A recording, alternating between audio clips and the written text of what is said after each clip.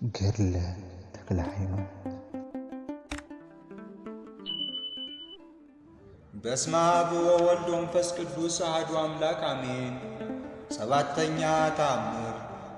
ጸሎቱ በረከቱ አማላጅነቱ በእውነት ለዘላለሙ ይደረግልንና አባታችን ተክለ ሃይማኖት ያደረገው ተአምር ይህ ነው።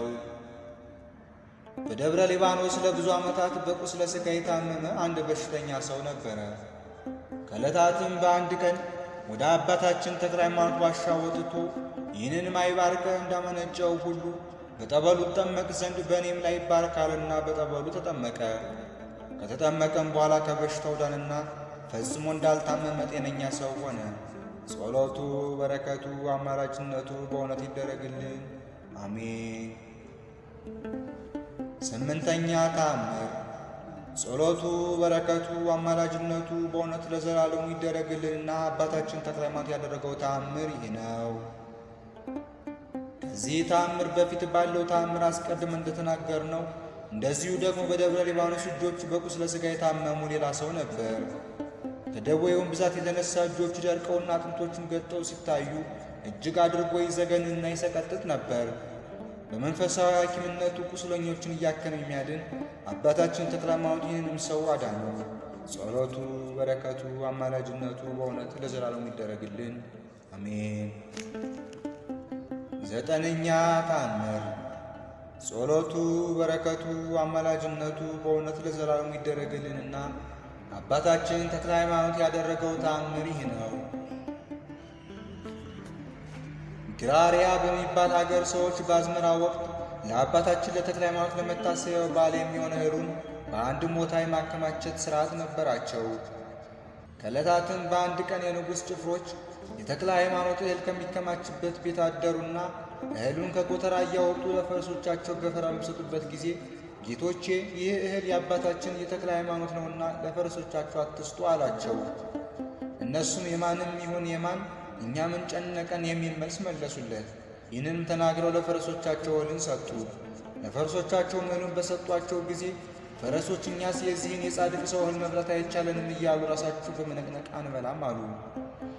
የፈረሶቹ ጠባቂዎችም ይህንን ታላቅ ታምር በተመለከቱ ጊዜ ይህ ሰው ፈረሶቹ እህሉ እንዳይበሉበት መተት አድርጓል አሉ። ሰውየው ግን እኔ መተተኛ አይደለሁም፣ ሁሉንም ነገር አስቀድሜ ነግሬያችኋለሁ። አሁንም የማታምኑኝ ቢሆን ነገሬ እውነት መሆኑን ትረዱ ዘንድ የሀገር ሰው ጠይቁ አላቸውና እነሱም ጠይቀው እውነት መሆኑን ተረዱ። ከዚህም በኋላ ሌላ እህል ሲያመጡላቸው ገና ከሩቅ አይተው መሬቱን መጎድፈር ጀመሩ። እሰይ እሰይ እንኳን እንደማለት እያሽካኩ መብላት ጀመሩ። ጸሎቱ በረከቱ አማላጅነቱ በእውነት ይደረግልን፣ አሜን።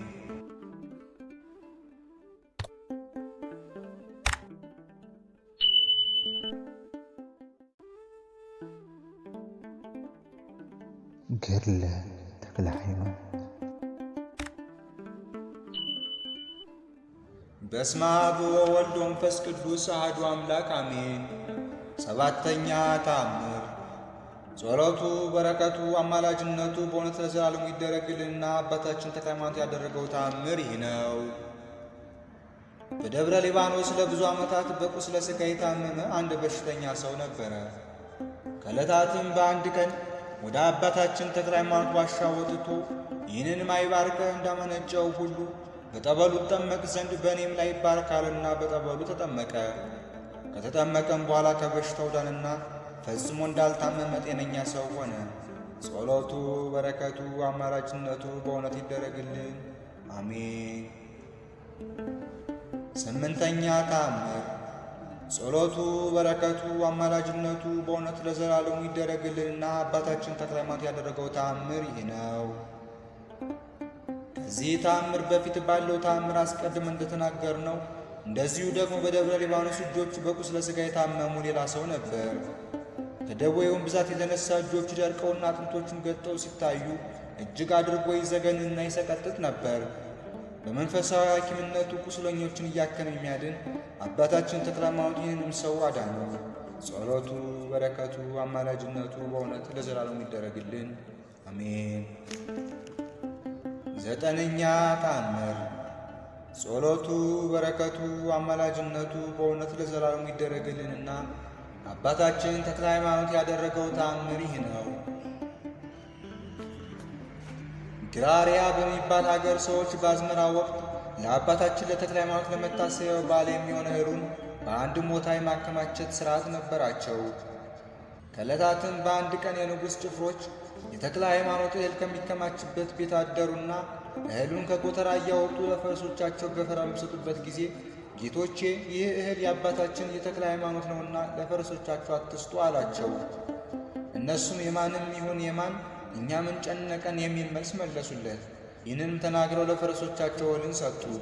ለፈረሶቻቸውም እህሉን በሰጧቸው ጊዜ ፈረሶች እኛስ የዚህን የጻድቅ ሰው እህል መብላት አይቻለንም እያሉ ራሳቸው በመነቅነቅ አንበላም አሉ። የፈረሶቹ ጠባቂዎችም ይህንን ታላቅ ታምር በተመለከቱ ጊዜ ይህ ሰው ፈረሶቹ እህሉ እንዳይበሉበት መተት አድርጓል አሉ። ሰውየው ግን እኔ መተተኛ አይደለሁም፣ ሁሉንም ነገር አስቀድሜ ነግሬያችኋለሁ። አሁንም የማታምኑኝ ቢሆን ነገሬ እውነት መሆኑን ትረዱ ዘንድ የሀገር ሰው ጠይቁ አላቸውና እነሱም ጠይቀው እውነት መሆኑን ተረዱ። ከዚህም በኋላ ሌላ እህል ሲያመጡላቸው ገና ከሩቅ አይተው መሬቱን መጎድፈር ጀመሩ።